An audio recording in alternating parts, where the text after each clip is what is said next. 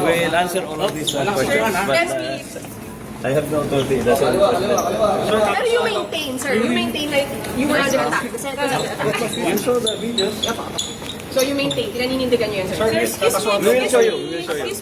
Excuse me. General, kakasuhan daw po kayo na si ICC kung masasabi niyo. Oo, sir. We did. Pero nagpunta na kayo sa CID, sir? Nagpunta na kayo sa CID? Hindi pa. Yesterday, I was able to talk to General Morico. Our lawyers advised me to request for extension. We are not prepared. But we have already provided them with all of the evidence. It is not true that we are withholding evidences. CCTV, firearms, yung mga tao na we will submit. Sabi nila DILG, alam nyo raw yung... Sir, may security meeting na. Not true. Hindi, wala kayo doon, sir? Wala kayo doon, sir? I presided the meeting. There was no invader. Okay, walang sinabi na magsesecure ang NBI. Walang sinabi na magsesecure ang NBI ng Rizal.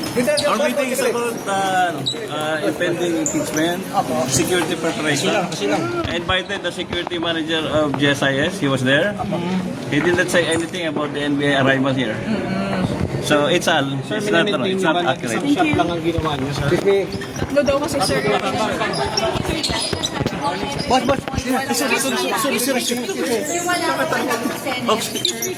hindi ka kayo ng sir. Wala ka tang, sir.